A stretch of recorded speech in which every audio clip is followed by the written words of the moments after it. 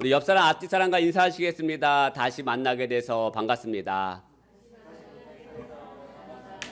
예, 감사합니다. 예, 감사합니다. 예, 저는 개인적으로 한 남편으로서 또 교회를 이끌어가는 목회자로서 또 하나님을 믿고 따라가는 자녀로서 소망하는 게 하나 있습니다. 바로 누군가의 마음에 꼭 드는 사람이 되는 것입니다. 저는 아내와 평생 살아갈 남편입니다. 그런데 아내가 저를 향하여서 마음에 들지 않아 하면 얼마나 제 마음이 괴롭겠습니까? 저를 향하여서 원망의 눈초리, 실망의 눈초리를 싸대면 저는 그 눈빛을 보며 하루를 시작하는 게 행복하겠습니까? 예, 그렇다고 저희 아내가 싸늘한 눈빛으로 저를 바라보지 않으니까 예배 끝나고 사모님 왜 목사한테 그런 눈빛을 보내셨어요? 라고 일르시면 안 됩니다. 예, 그냥 이런 마음이다. 예, 라고 하는 거니까 예, 그냥 들어주시고, 여러분 교회도 마찬가지 아니겠습니까? 저와 여러분은 하나님께서 허락하신 한 공동체 안에서 믿음으로 사랑으로 서로 합력하여 하나님의 나라를 일궈나가는 동역자들로 목회자와 성도들로 맺어졌는데, 제가 하는 말이나 행동이 여러분의 마음에 들지 않고 계속해서 제 행동과 말이 거슬리면 얼마나 힘들겠습니까? 서로. 물론 때로는 저의 말이나 행동이 여러분의 마음에 100% 만족한다라고 생각하지 않습니다. 저도 연약한 인간이고 부족함을 알기에 당연히 제가 여러분의 마음에 100% 만족을 드릴 수 없는 사람임을 잘 압니다. 그런데 매주일 이렇게 만나는데 제 행동과 말들이 이 강단에서 하는 설교가 듣기 싫으면 얼마나 제 마음이 괴롭겠습니까? 예전에 제가 중학교 때 그 당시 90년대 80년대는 기도원에 올라가 산기도를 많이 하는 시절이었습니다. 그 당시는요, 나무 뿌리 하나는 뽑아야 은혜가 있다라고 생각을 했습니다. 저희 모교회 학생부 예배가 토요일날 오후 5시였는데 예배를 마치면 광주나 곤지암에 있는 기도원이 그 당시에 많이 있었어요. 지금도 많이 있는데 그곳에 가서 간단하게 저녁을 먹고 밤 11시, 12시까지 기도하고 내려오는 시간들이 많았습니다. 기도원에 도착을 해가지고 간단하게 밥을 먹고 산 중턱에 학생분들이 다 올라가요. 그리고 몇몇 명이 조를 짜가지고 기도하기 전에 서로 기도 제목을 나눕니다. 그때 저보다 한 살 많은 자매가 이런 기도 제목을 나누었습니다. 그 기도 제목이 지금도 아직도 제 기억 속에서 남아 있습니다. 지금 자기가 주일마다 예배를 못 드리고 있다는 거예요. 그런데 그 자매는요, 그 누구보다 주일에 잘 나오는 사람이었거든요. 주일날에는 주일학교 선생님으로 봉사하고 찬양팀으로 건반도 치고 성가대에서 그 누구보다도 열심히 봉사했던 누나였거든요. 그런데 예배를 못 드린다고 하니까 제가 이상하다고 하는 생각을 했는데, 그 자매가 예배를 못 드린다고 하는 말이 기도 제목을 나누니까 그제서야 이해가 되더라고요. 그 자매가 지금 자기 마음 안에 담임 목사님이 너무 밉다는 거예요. 너무 미워서 주일마다 하는 설교가 자기의 마음에 하나도 들어오지 않는다는 거예요. 미운 이유는 아마 부모님과 담임 목사님 사이에 무슨 문제가 터졌고 부모님이 서운해하시는 모습을 보니까 자녀도 덩달아 담임 목사님 향하여서 서운해지고 미운 감정까지도 올라오더라는 것이죠. 그래서 담임 목사님이 주일 예배 가운데 하시는 이 설교가 자기 귀에 하나도 들려오지 않아서 자기가 좀 담임 목사를 사랑할 수 있는 마음을 좀 부어달라고, 같이 기도해달라고. 여러분, 그런 기도 제목을 가지고 계신 분은 저한테 이야기해 주시기 바랍니다. 목사님 좀 마음에 들지 않아서 제가 기도가 좀 말씀이 안 들어오는데, 예, 그렇게 대놓고 얘기하면 제가 또 마음이 상처받겠죠. 예, 여러분, 제가 여러분의 마음에서 싫어지고 미워지고 마음에 들지 않으면 제가 이 강단에서 아무리 청산 유술 같은 말들을 쏟아내고 내 인생에 5번째 손가락 안에 드는 5대 설교를 한다 한들 여러분의 마음의 귀에 주님의 말씀이 들리겠습니까? 그래서 제가 100%는 안 되겠지만 어느 정도는 여러분에게 제가 신뢰가 있고 좀 마음에 드는 목회자가 되어야 하지 않겠습니까? 아멘. 아멘. 좀 아멘 해주세요. 이럴 때는. 그리고 제 인생에서 가장 마음에 합한 사람이 되고 싶은 분은 하나님이시죠.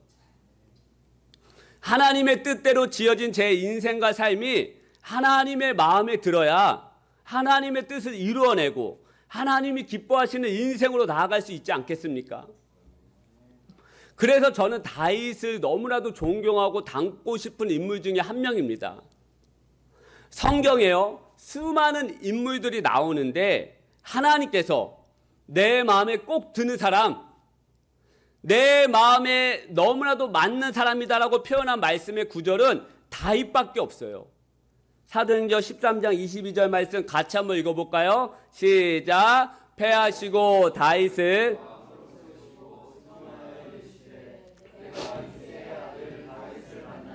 내 마음에 맞는 사람이라 내 뜻을 다 이루리라 하시더니. 할렐루야. 예전 성경에는 내 마음에 합한 사람이라, 세번역 성경에서는 내 마음에 드는 사람이라.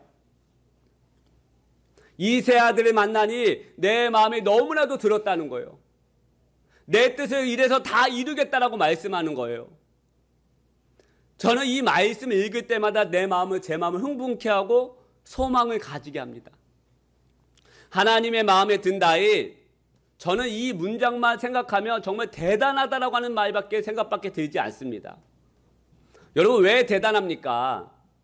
다윗이 하나님의 마음에 합한 사람이었다라고 하는 이 말씀이 왜 놀랍고 대단합니까? 우리도 살아가면서 많은 사람들을 대하며 또 관계하며 나아가지 않습니까? 그런데 어떤 사람을 보면서 저 사람은 내 마음에 꼭 맞는 사람이다라고 생각하는 거 여러분 쉽습니까? 처음에는 정말 저 사람이 내 마음에 맞는 사람이다, 나랑 어떻게 이렇게 꼭 맞지? 라고 난리를 쳤는데 시간이 조금만 지나면 처음에 자기가 마음에 맞는다라고 난리쳤던 그 말들이 사라지고 어떻게 사람이 저렇게 변할 수 있냐라면서 실망하며 나아갈 때 많이 있지 않냐는 것이에요. 지금 이 자리에 아내가 없어서 아내 말을 많이 하게 됩니다. 이해해 주시고, 아까도 말씀드렸지만 제가 설교 시간에 하는 아내 이야기는 절대로 이해하지 않기를 바랍니다. 예, 다 알아서 또 녹화돼가지고 또 다 들어요. 예. 결혼하고 몇 년, 1년 정도 됐나 몇 년 지났나 아내가 저에게 하는 말이 있었어요. 습관적으로. 당신 변했어. 변한 것 같아. 그래서 내 마음이 정말 힘들어 라고 몇 번 했던 게 기억이 납니다. 여러분, 왜 이런 말을 했습니까? 저는 안 변했다고 생각했거든요. 여러분, 이게 남자들의 문제예요. 자기는 안 변했고 자기는 늘 잘한다고 생각하는 게 남자 같아요.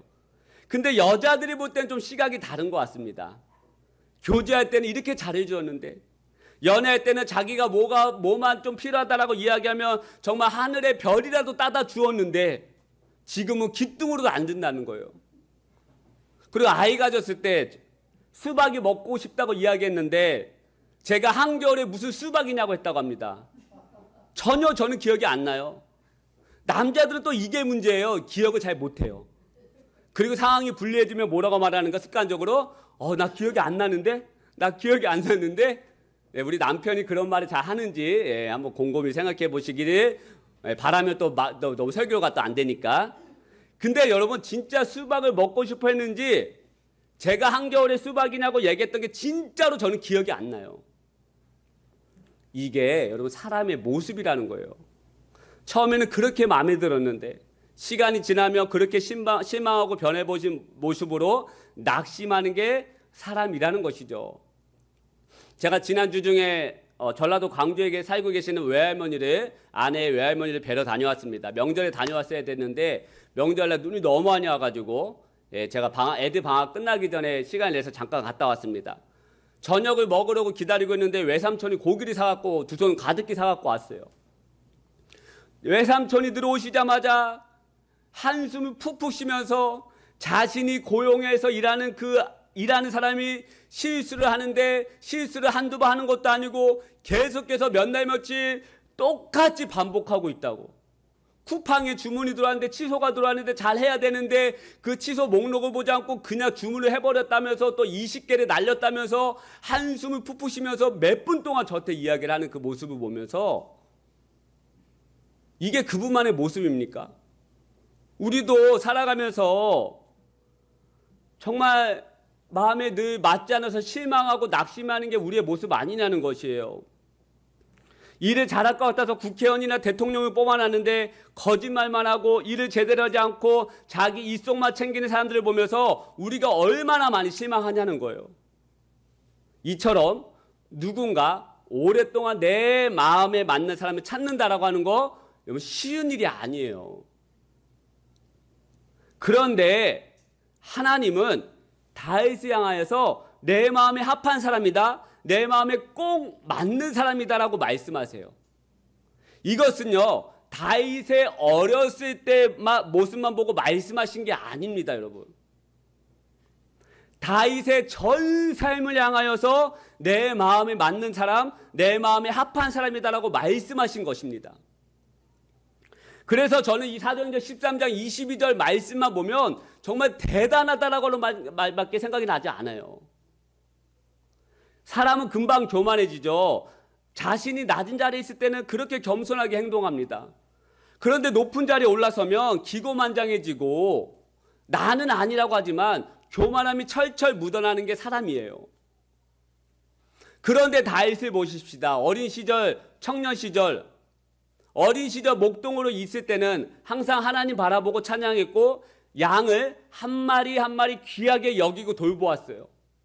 그리고 청년 시절 사울왕에게 도망다니던 그 시절에도 그렇게 겸손했어요. 당연히 낮은 자리에 있으니 겸손했겠죠. 이러한 겸손함의 모습을 보시고 하나님 어떻게 해요? 사울을 패하시고 다윗을 왕으로 세우셨습니다.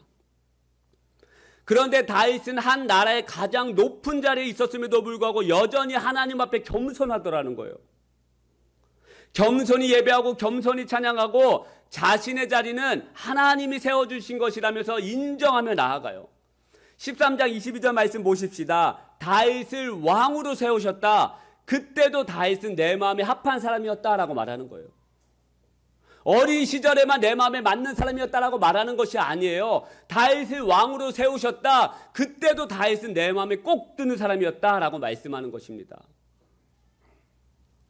가장 높은 자리에 있었음에도 불구하고 여전히 하나님 마음에 드는 사람으로 있었다는 거예요. 그렇다면 여러분, 다윗은 어떻게 하나님의 마음에 드는 사람, 마음에 합한 사람, 하나님의 마음에 꼭 맞는 사람으로 평생을 살아간 것입니까? 오늘 본문 말씀인 시편 25편 말씀에 보면 다윗의 고백입니다.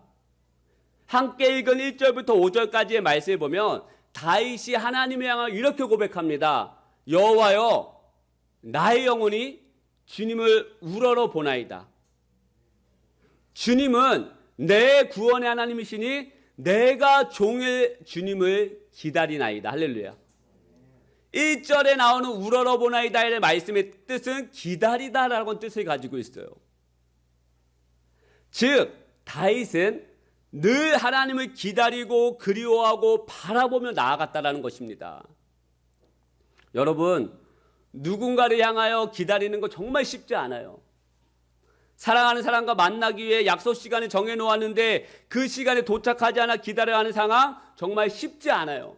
제가 몇 번 이야기했죠. 저희 아내 인천에 제가 짝사랑해서 만나러 갔는데 15분에 만나기로 했는데 30분에 나왔거든요. 저 그 자리에서 혼냈어요. 내가 좋아해서 만나러 갔는데 약속 시간에 늦어가지고 저 그 15분 20분 기다리고 힘들어가지고 제 후배다 보니까, 그 당시 후배죠. 지금은 아내지만 후배다 보니까 혼냈어요.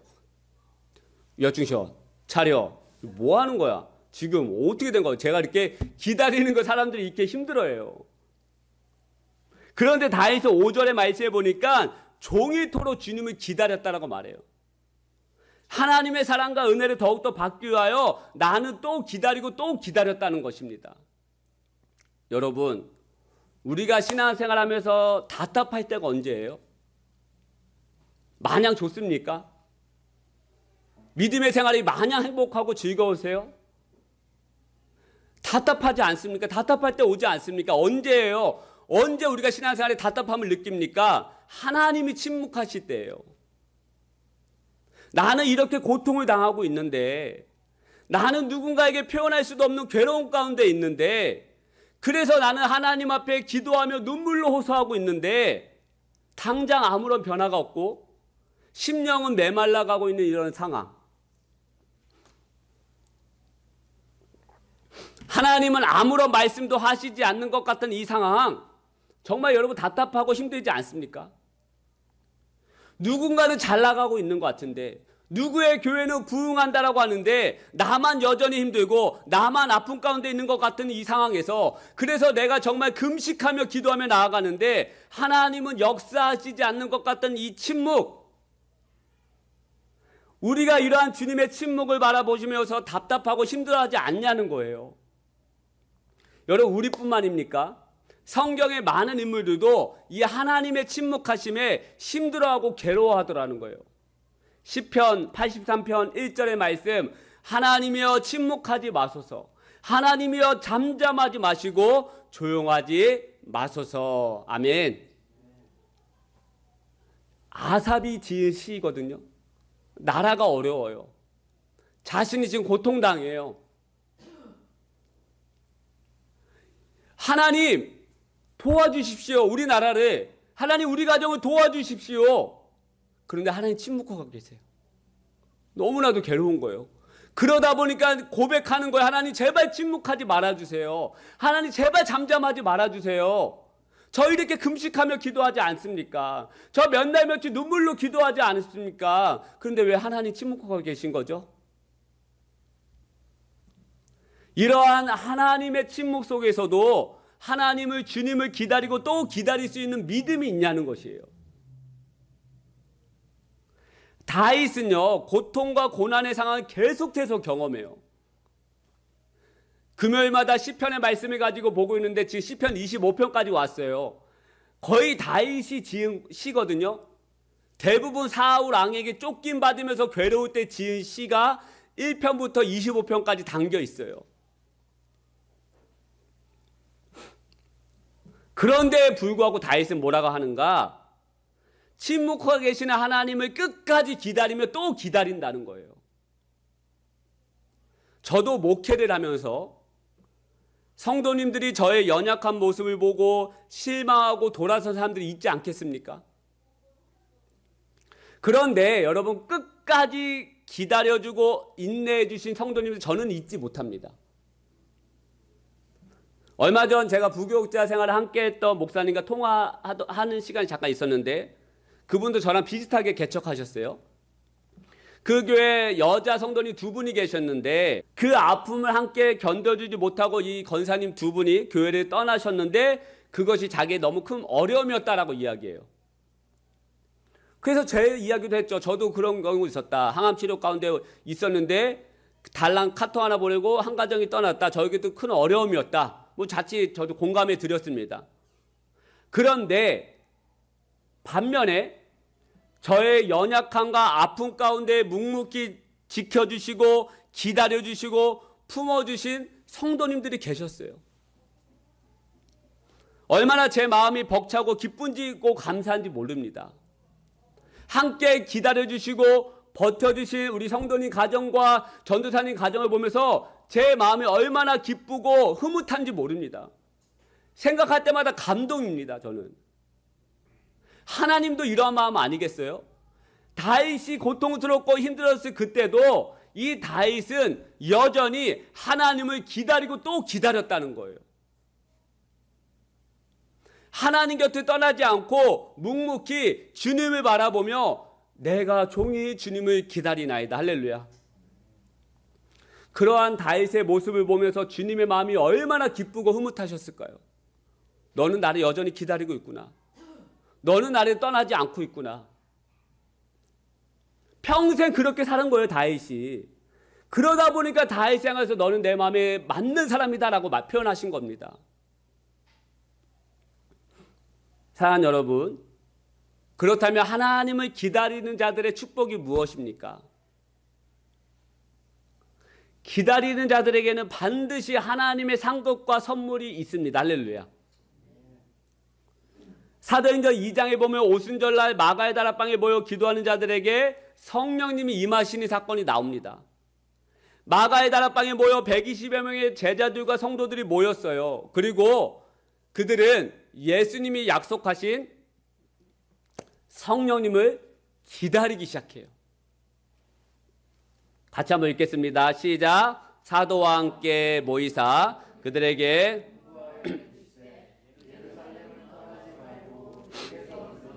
아버지께서 약속하신 것을 기다리라. 기다리라고 말씀하세요. 떠나지 말고 그 자리에서 너희들 내가 약속한 거 기다려. 그때 120여 명의 성도들은 함께 마가의 다락방에서 모여 열흘 동안 기도하며 예배했습니다. 그 자리를 떠나지 않고 기다립니다. 그때 어떠한 일이 벌어지는가? 하나님의 선물인 성령님을 받게 됩니다.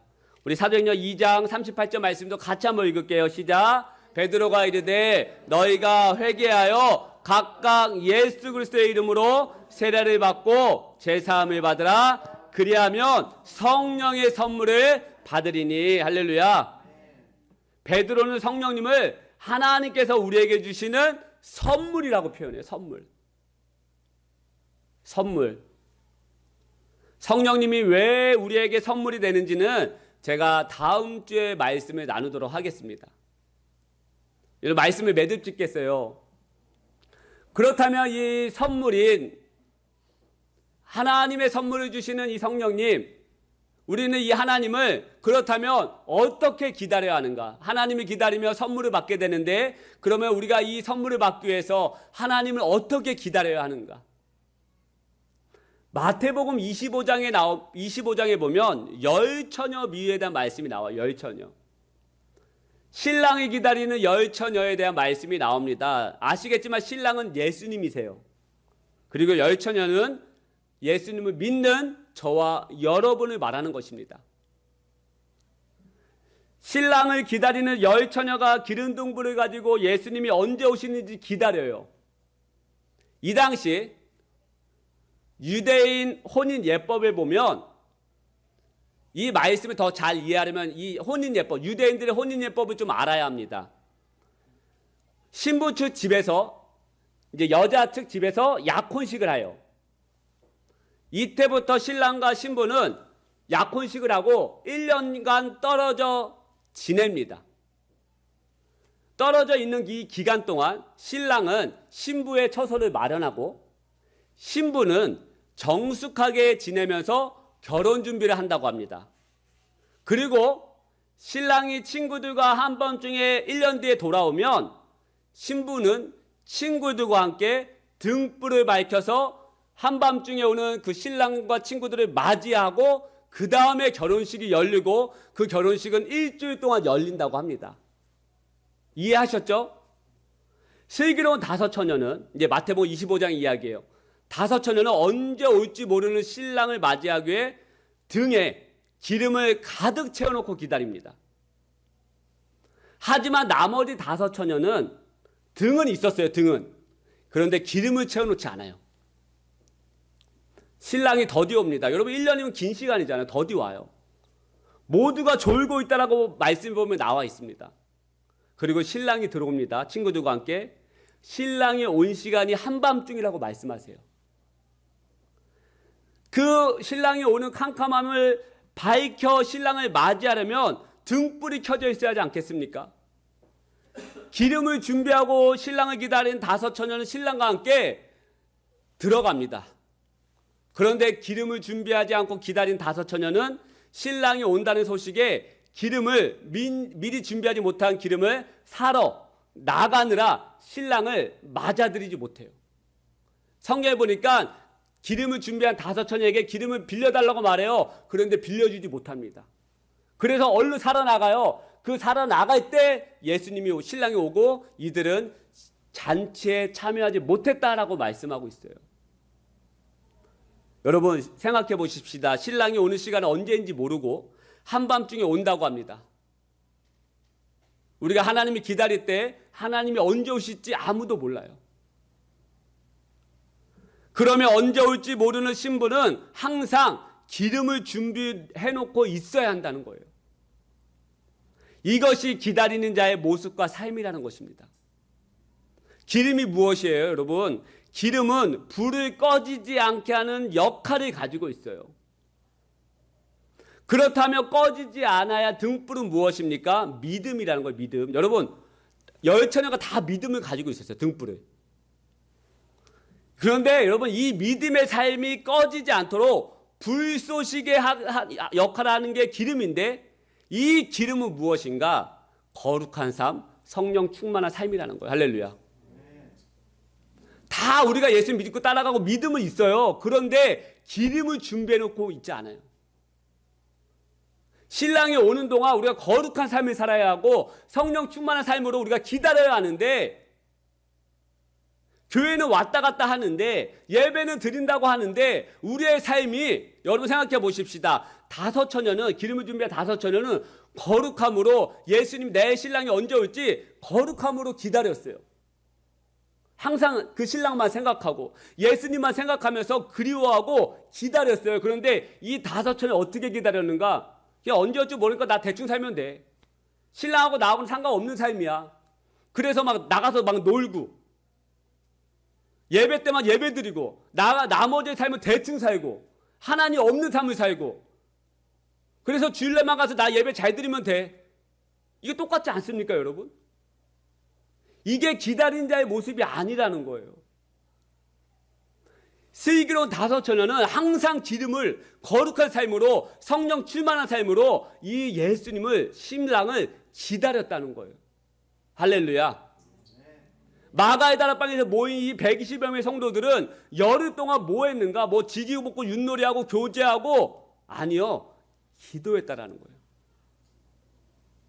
이것이 우리 삶의 몸의 습관화가 되어 있어야 한다는 거예요. 찬양하고 기도하고 예배하고 말씀 안에 거하는 삶. 말씀과 기도가 우리의 삶을 거룩하게 한다라고 말해요. 이 삶이 우리의 나머지 6일의 삶에서도 습관화가 되어 있어야 되고 몸에 배어 있어야 우리가 하나님이 기다리는 자의 모습으로 살아갈 수 있다는 것입니다. 그렇게 사실 준비되셨습니까? 딱 돌아가면 이제부터 내 시간이다, 내 마음대로 살아야지, 이것이 아니라 우리가 삶에서 얼마나 많은 근심과 염려, 아픔이 몰려옵니까? 그때도 말씀으로 반응하는 삶, 할렐루야. 그때도 찬양으로 나아가는 삶, 이것이 몸에 될 때 우리는 슬기로운 다섯 처녀처럼 예수님을 잘 기다릴 수 있는 사람으로 나아갈 수 있고, 언제 오실지 모르는 그 예수님을 우리가 맞이할 수 있는 거예요. 다윗은 종이토로 하나님을 기다렸다라고 말해요. 여러분, 종이토로 하나님 기다렸다는데 그냥 앉아서 그냥 종이를 앉아만 있었겠습니까? 아니죠. 다윗도 삶을 살아야 되잖아요. 밥을 먹어야 되고, 뭐 누군가 놀기도 해야 되고, 도망 다녀야 되고, 일을 해야 되고. 그때도 다윗은 항상 거룩함으로, 말씀과 찬양으로 무장이 되어 있었다는 거예요. 그렇게 하나님을 기다리고 또 기다리는 저와 여러분이 될 때 하나님의 선물을 받는 저와 여러분 되실 줄 믿습니다. 할렐루야. 그러한 삶으로 한 주 살아내시고, 세상이 너무나도 어지럽고 우리를 기다리지 못하게 하고 바쁘게 만들고, 무엇인가 우리가 살아가지 않으면, 해내지 않으면 도태될 것 같은 그런 어지러운 시대 가운데 있음을 보게 됩니다. 하지만 그 가운데서도 다윗은 끝까지 하나님을 기다리고 또 기다렸습니다. 하나님, 우리도 하나님을 기다리는 믿음을 허락하여 주시옵소서. 세상에 나가서 이 시간은 내 시간이니까 내 마음대로 살아야겠지가 아니라 슬기로운 다섯 처녀처럼 기름을 준비하고 거룩한 삶으로, 성령 충만한 삶으로 나아갈 수 있는 하나님의 은혜를 부어주시옵소서. 하나님, 이 시간 또 예물들이 손길되어 있습니다. 11조 예물, 헌금, 감사헌금 예물, 주정금 예물, 목정금으로 주님 앞에 예물 드렸사오니 하나님 기뻐 받아주시옵소서. 하나님, 소망합니다. 올 한해 예복교회가 자립을 꿈꾸기를 원하고, 꾸어 받는 교회가 아니라 꾸어주는, 열방과 가난하고 소외된 자들에게 꾸어주는 교회로 나아가게 하여 주시옵소서. 하나님, 이것이 우리에게 부담감으로 다가오지 않게 하여 주시고 하나님의 나라와 하나님의 은혜 구하는 믿음으로 나아갈 수 있는 그 오늘 이 아침에 그런 마음을 우리 가운데 부어 주시옵소서. 하나님, 사랑하는 성도님 치유하여 주옵소서. 소화가 잘 되게 하여 주시고 관절이 온전해지게 하여 주시고 또한 사랑하는 우리 기원자 어머니 집사님 붙잡아 주시고 의사의 손길을 붙잡아 주셔서 이전보다 더욱더 강건한 삶으로 나아갈 수 있도록 하나님 은혜 내려 주시옵소서. 이외에 있을 모든 시간 가운데 함께하여 주시고 이제는 우리 주 예수 그리스도의 은혜와 하나님 아버지의 담없는 사랑과 성령님의 감화감도 충만하심의 은혜가 이 예배를 드리고 돌아간 모든 심령들, 모든 백성들, 모든 자녀들, 특별히 이번 주에 모든 새학교와 새학교 올라가는 우리 다음 세대들에게 하나님을 사랑하는 마음, 하나님을 바라보는 믿음의 마음을 부어주셔서 학교에서 가정에서 승리하는 다음 세대들 우리 모두가 되기를 간절히 축원하옵나이다. 아멘. 아멘. 주님 감사합니다.